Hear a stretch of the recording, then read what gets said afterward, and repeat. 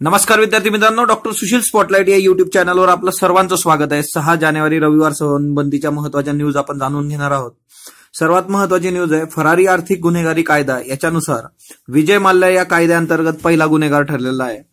हा जो फरारी आर्थिक गुन्हेगार कायदा आहे या नवीन कायद्यानुसार 100 कोटी रुपयांपेक्षा अधिकच्या गैरव्यवहार प्रकरणी आरोपी विरोधात वॉरंट बजावण्यात आला असेल आणि तो देश सोडून पळून गेला असेल तसेच परत येत नसेल तर त्याला फरारी आर्थिक गुन्हेगार घोषित करण्याची तरतूद तिच्यात दिलेली आहे। आणि ते 100 कोटी ही मिनिमम अमाऊंट आहे। विजय माल्याने जवळपास 9,000 कोटींचं कर्ज बुडवून तो फरार झालेला आहे।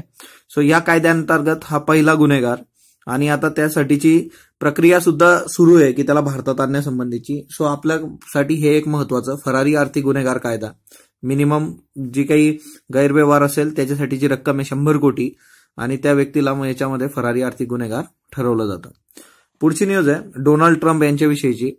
आपण बघितलं की अमेरिकेमध्ये टाळाबंदी चालू आहे की विरोधी पक्षांनी बजेट पास होऊ दिलेलं नाही आहेत। मी तुम्हाला विचारलंही होतं की भारतातच झालं तर काय होतं, तर आपल्याकडे सिंपल आहे, जर मनी बिल पास नाही आलं तर गव्हर्नमेंटला राजीनामा द्यावा लागतो, पण तिथं तसं नाहीये, विरोधी पक्ष इथे थांबवू शकतो। सो डोनाल्ड ट्रम्प यांनी आणीबाणीचा इशारा दिलेला आहे की मॅक्सिकोच्या सीमेवर भिंत बांधण्यासाठी निधी जर नाही मिळाला तर प्रसंगी देशात आणीबाणी जाहीर करण्यात येईल।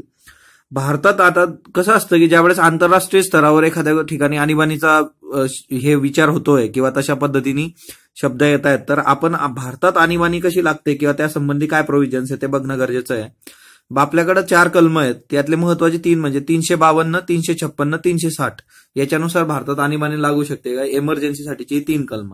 हे जे 365 कलम दिसतंय तुम्हाला, हे 365 कलम असं आहे की केंद्र सरकार जे काही आदेश देत असतो राज्यांना त्या आदेशाचं पालन जर राज्याने केलं नाही तर ह्या 365 नुसार 356 लागतं। सो 356 प्रेसिडेंट्स रूल आहे आणि 365 नुसार आदेशाचं पालन केलं नाही तर 356 लागतं। म्हणून 352, 356 आणि 360 हे 3ही कलम तुम्हाला नीट माहित पाहिजे। 352 नॅशनल इमर्जन्सी आहे की त्याच्यानंतर 360 ही आपलं आर्थिक आणीबाणीसाठीचा इश्यू आहे की इमर्जन्सी, आपलं जर इकॉनॉमिकल आपलं बँकरप्ट झालो आपण तर त्या केसमध्ये हे होऊ शकतं। सो या 3 कलम तुम्ही मला कमेंट बॉक्समध्ये सांगाल की 352 भारतात किती वेळा लागलेला आहे, 356 किती वेळा लागलेला आहे। सो 356चा एवढा इश्यू नाही किती वेळा लागलं, 352 आणि 360 सांगा किती वेळा लागलेलं आहे। 356 सकाळ दुपार संध्याकाळ लागत असतं, सगळ्यात जास्त गैरवापर होणारा एक कलम आहे ते। सो केंद्रात आणि राज्यात वेगवेगळी सरकार असली की 356चा वापर होतो, पण तुम्ही मला सांगू शकता की रिसेंटली कुठल्या कुठल्या राज्यांमध्ये 356 नुसार प्रेसिडेंट्स रूल आहे। सो हे तुम्ही मला कमेंट बॉक्समध्ये सांगा। एक नवीन समिती आपण गठीत केलेली आहे मुख्यमंत्री देवेंद्र फडणवीस यांच्या अध्यक्षतेखाली आणि तिच्यामध्ये विधिमंडळाचे सदस्य असतील। सरकारी कर्मचाऱ्यांना जर मारहाण केली तर त्या प्रकरणी शिक्षा कमी करण्यासंबंधीची ही समिती आहे। एक मध्यंतरी इन्सिडेंट झाला होता की मंत्रालयातल्या कर्मचाऱ्याला आमदारांनी मारलं होतं आणि त्याच्यानंतर सर्व जे कर्मचारी होते ते संपावर रस्त्यावरच उतरले होते, पण त्यासंबंधी आमदारांचाही आक्रमक पवित्रा आहे।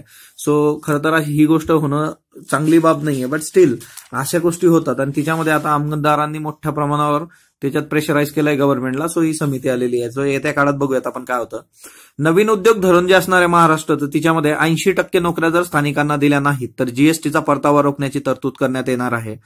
तसेच असं करणारे 2 राज्य महत्वाचे की त्यांनी या संबंधीची पावलं उचलली आहे, तर गुजरात एक आहे। मुख्यमंत्री विजय रुपानी हे जे आहेत यांनी उद्योगांवर 80% स्थानिकांना नोकऱ्या देण्याचं बंधन घातलेलं आहे। मध्य प्रदेश मुख्यमंत्री कमलनाथ यांनी 70% नोकऱ्या स्थानिकांना न दिल्यास सवलतींमध्ये कपात करण्याचं सुतोवाच केलेलं आहे। सो हे एक महत्वाचं आहे। भूमिपुत्र नावाची जी काही कन्सेप्ट आहे सो त्यांना याच्यामध्ये स्कोप दिलेला आहे।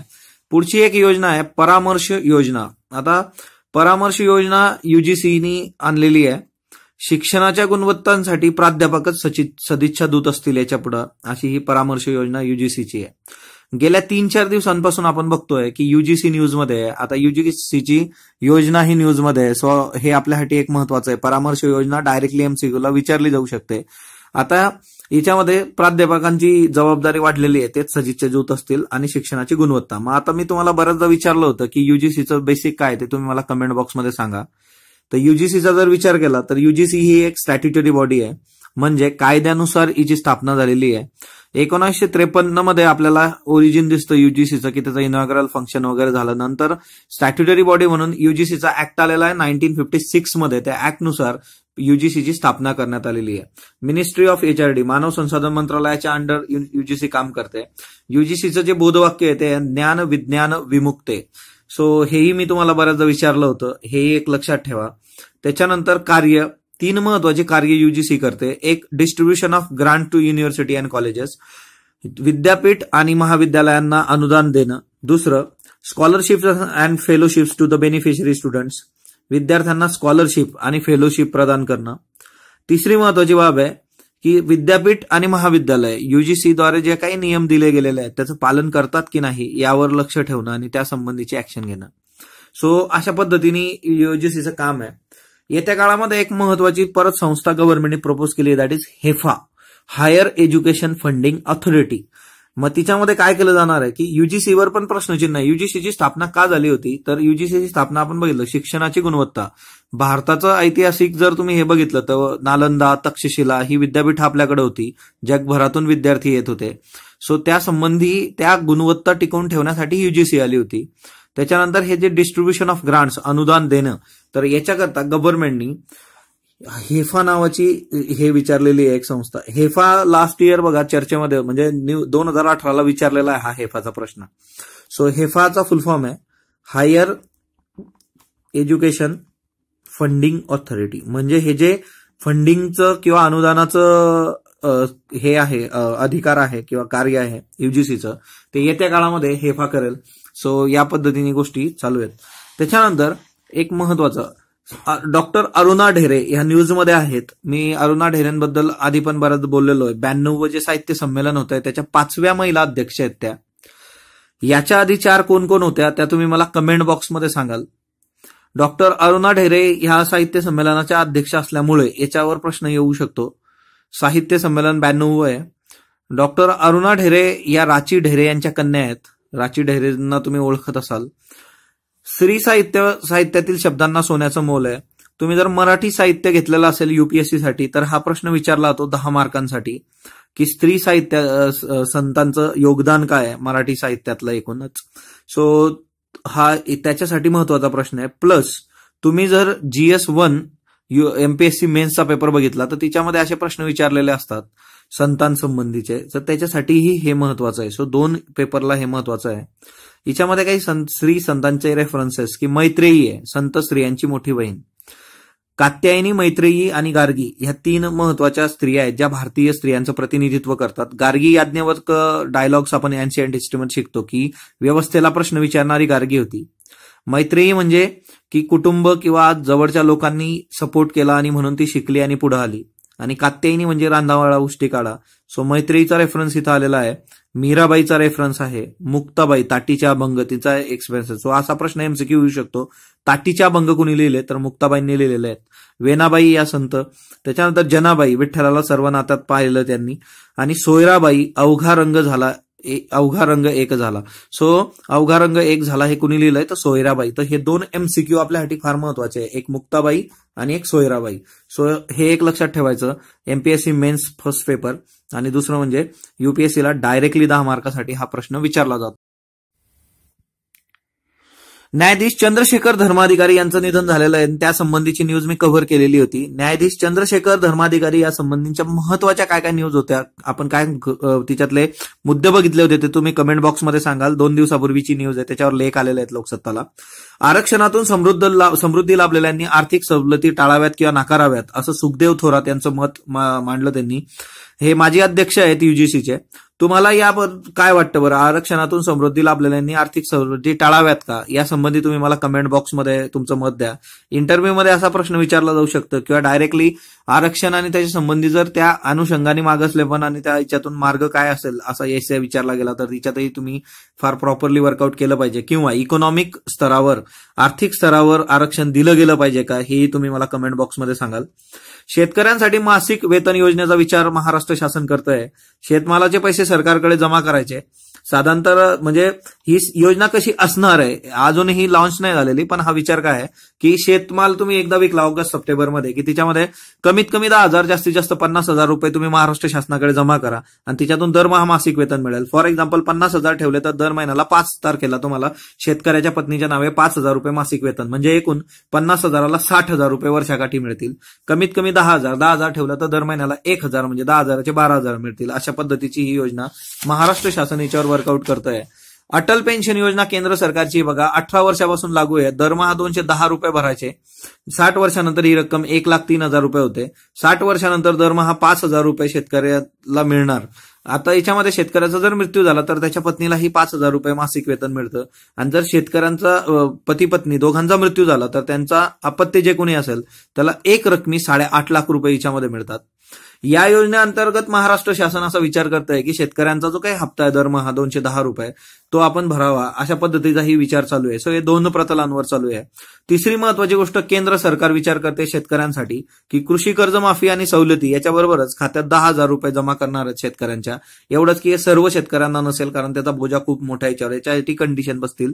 ओडिशा हे असं राज्य आहे जे प्रत्येक शेतकऱ्याला दरवर्षी 10,000 रुपये त्याच्या अकाउंटला टाकत असतं. तुम्ही मला कमेंट बॉक्समध्ये सांगाल भावांतर योजना कुठल्या राज्याची आहे आणि दुसरी रायतू बंधू योजना ही कुठल्या राज्याची आहे. या दोघे आपण 3-4 वेळा डिस्कस केलेल्या आहेत. त्याच्यानंतर प्रो कबड्डी लीग 6वं पर्व, बेंगळुरू बुल्स विजयी झालेले आहेत आणि गुजरात फॉर्च्यून जायंट सलग दुसऱ्यांदा उपविजयी झालेले आहेत. मनू भाकर आता तुम्हाला माहित असेल की निशाणेबाजी आणि तिच्यामध्ये तिला तर गोल्डन गर्ल असं म्हटलं गेलेलं आहे की युवा ऑलिम्पिकमध्ये तिला सुवर्ण पदक मिळालं आणि हरियाणा सरकारने तिच्यासाठी 2 करोड रुपयाचं बक्षीस जाहीर केलं. पण ते अद्याप ती रक्कम मिळाली नाही, म्हणून मनू भाकरने ट्विटरवर तो जो काही ते फोटो होता त्या संबंधीचा आणि ती न्यूज पोस्ट केली आणि तिथं लिहिलं की ही घोषणा खरी आहे की फक्त जुमलेबाजी आहे. तर हरियाणाचे जे क्रीडा मंत्री होते त्यांनी म्हटलेलं आहे जाहीरपणे मनू भाकरनी माफी मागावी, कारण यावर्षी डिक्लेरेशन झाल्यानंतर त्याची रक्कम पुढच्या वर्षी मिळते असा तिथलं एकंदर सिस्टम आहे. आणि सर्वात जास्त आधीचं सरकार 10,000 रुपये देत होतं, आम्ही 2 करोड रुपये देतोय वगैरे असा थोडा इश्यू झालेला आहे. सो मनू भाकर लक्षात ठेवा. लोकरंगच्या फ्रंट पेजवर न्यायाधीश धनंजय चंद्रचूड यांचा संविधान का महत्वाचा हा लेख आहे. खूप खूप महत्वाचा लेख आहे. न्यायाधीश धनंजय चंद्रचूड हे पण आता सुप्रीम कोर्टाचे न्यायाधीश आणि तिच्यामधून संविधान का महत्वाचे हा लेख तुम्ही बघा. शक्य झालं तर मी याच्या संबंधीचा व्हिडिओ टाकेल. कॅटच्या परीक्षेचा निकाल आलेला आहे. ठाण्याचा रौनक मुजुमदार देशात पहिला आलेला आहे. 22 वर्षाचा हा तरुण स्वतःचा जॉब सांभाळून यांनी ही परीक्षा क्लिअर केलेली आहे. 100% मिळवलेले सर्वाधिक उमेदवार हे महाराष्ट्राचे आहेत. एकूण 7 उमेदवार महाराष्ट्रामधून 100% मिळालेले. महाराष्ट्राचा नाद करायचा नाही. लता सप्रे 88व्या वर्षी ज्येष्ठ कथालेखिका आहे. त्यांचं निधन झालेलं आहे. त्यांच्या कथा जर तुम्ही बघितल्या तर पहिलं पाऊल, संस्कार अशा कथा आहेत. त्याच्यानंतर प्राध्यापक S.M. पिल्लई 75व्या वर्षी निधन, ज्येष्ठ शिक्षणतज्ञ आणि मॅनेजमेंट गुरु. त्याच्यानंतर mother of all bombs 2017 Afghanistan ISISच्या अगेन्स्ट अमेरिकेने हा वापरला होता आणि तेव्हा न्यूजमध्ये होता मदर ऑफ ऑल बॉम्ब्स. चीननेही अशाच पद्धतीचं मदर ऑफ ऑल बॉम्ब्स विकसित केलेला आहे आणि त्या संबंधीचा व्हिडिओ जारी केलेला आहे. मदर ऑफ ऑल बॉम्ब्स काय तर गुहा, बोगदे, पर्वत इत्यादी लपण्याच्या जागा भूमिगत कंपन्यांच्या मदतीने नष्ट करू शकतो. हा खूप पॉवरफुल असतो. आता जसं हे मदर ऑफ ऑल बॉम्ब्स आहेत तसं रशियाने फादर ऑफ ऑल बॉम्ब्स काढलेला आहे आणि अमेरिकेलाच म्हणजे क्रॅश करण्यासाठी किंवा अमेरिकेच्या विरोधात किंवा तुमच्याकडे मदर आहे तर मग आमच्याकडे फादर आहे अशा पद्धतीने रशियाने केलेलं आहे. तर ऑब्व्हियसली पुतीन ना. सो अमेरिकेच्या मदर ऑफ ऑल बॉम्ब पेक्षा हा 4 पटीने अधिक ताकदवान आहे असं रशियाचं म्हणणं आहे, जिच्यावर अमेरिका शंका घेत असते की असं शक्य नाही बाबा. तर ठीक आहे, ते दोघं बघतील. तुम्ही एवढं लक्षात ठेवा, mother of all bombs America, China आणि father of all bombs Russia. त्याच्यानंतर महाराष्ट्र टाइम्स जर तुम्ही बघितला तर महाराष्ट्र टाइम्समध्ये काही महत्वाचे लेख येतात ते तुम्ही वाचणं अपेक्षित आहे. जर UPSC साठी प्रयोग करत असाल तर इंटरनॅशनल रिलेशनसाठी तर खूपच महत्वाचे आहेत.